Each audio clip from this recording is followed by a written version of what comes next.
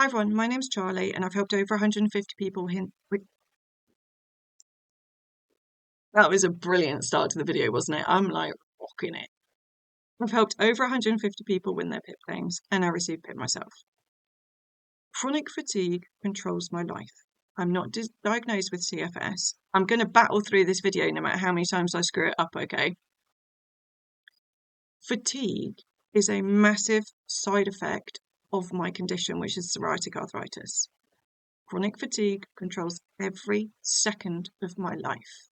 Sitting here talking to you, I am leaning on my forearms because I cannot hold my upper body up myself. I am internally thinking, shit, I'm struggling to hold my head up because of the fatigue levels. So just in case you're wondering, what's the difference between fatigue and being tired? Okay. Fatigue is something where you feel exhausted, but sleep doesn't fix it. You could sleep for 16 hours, and when you wake up, it's not fixed. Okay. Tired is what a mum with 2 children under the age of 5 feels at the end of the day. She's probably not even tired. She's probably exhausted. But if she gets some rest, she will feel better. We don't feel better. If you experience fatigue, I do not want you saying on your PIP assessment, I'm a bit tired. You know who you are. There's a big difference between tired and fatigued. You need to understand the difference and you need to be comfortable with wording that suits you. You don't have to use the word fatigued. You can use whatever word suits you. Understand, tired, different category. Okay? If you're watching this because you're lazy as fuck and you're trying to use my channel to fraudulently claim PIP, get the fuck off my channel. This is not for you. This is for people that are truly suffering, whose conditions have taken over their lives. We are grieving for the loss of who we used to be. The DWP check what we're saying against our medical records. You can't just blag it, in my experience. Okay, back to those of you that are actually entitled to this. Let me just bring you a bit closer. Just a reminder, no doctor can explain how we feel on the inside. No doctor can explain what it's like trying to drag ourselves out of bed on a daily basis. We can't do that. This is how you win PIP. Yes, you need the medical records, you need diagnosis, you need treatment, but it's what I call PIP gold. Every single time I work with someone, they say something I've never heard before, and I will never, ever share those examples because that is how the DWP tell if you're telling the truth or not, in my mind. Whatever you feel might be a bit ridiculous, it's your words that are the right words. How you express it is the right way. You might say, it kind of feels like blah, blah, blah, blah, blah. Like, try it. Try it. How you feel, how you say it is the right way. You can't use AI for this. It doesn't work. Because AI doesn't know what it's like to be you. Even though I have suffered from varying levels of pain and fatigue 18 years, I can't explain how you feel.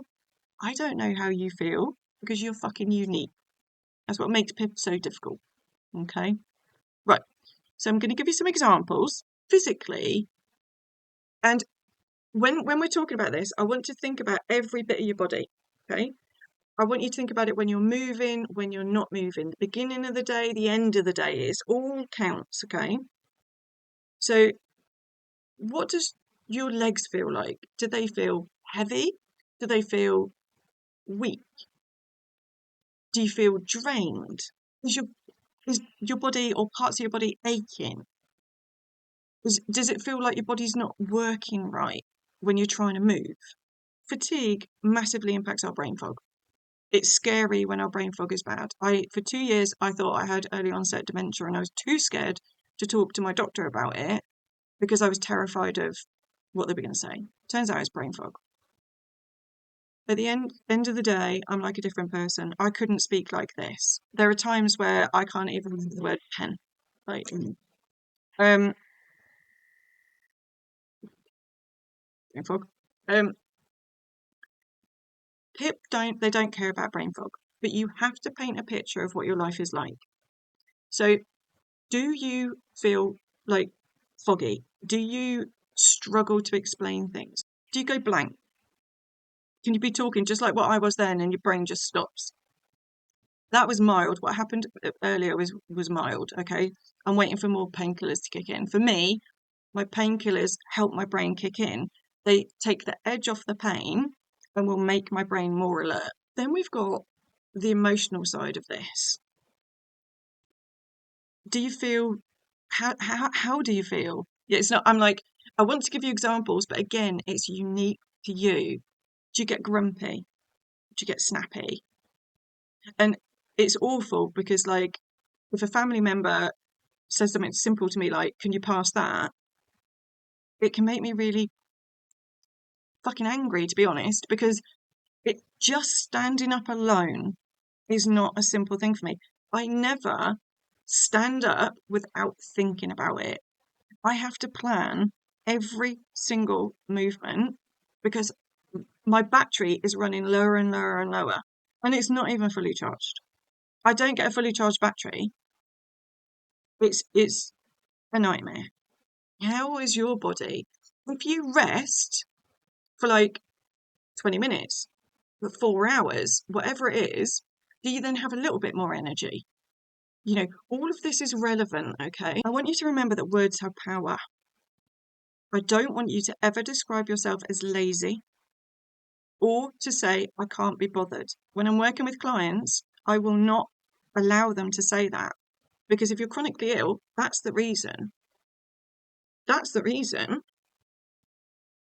I am not a lazy person. I am highly motivated, extremely driven. And underneath the chronic illness, active. Okay, I'm not able to do that now. But if I wasn't chronically ill, I would be living a very, very different life. I am grateful that I've found you because it took 10 years of extreme suffering before I did. But 80% of us with chronic illness, statistically, will suffer from depression and anxiety. Words have power. You can say, this is Charlie law, okay, Charlie law. You can say, I haven't got the energy right now, or I'm recovering today, or I'm too exhausted. I literally don't have the energy to move. Quite often, my mum will be calling me, I'm on the floor and I cannot get up. So I literally have to say, I cannot get up right now. How we communicate it is important. It is important and it is critical for when you're doing your PIP assessment. I hope this helps.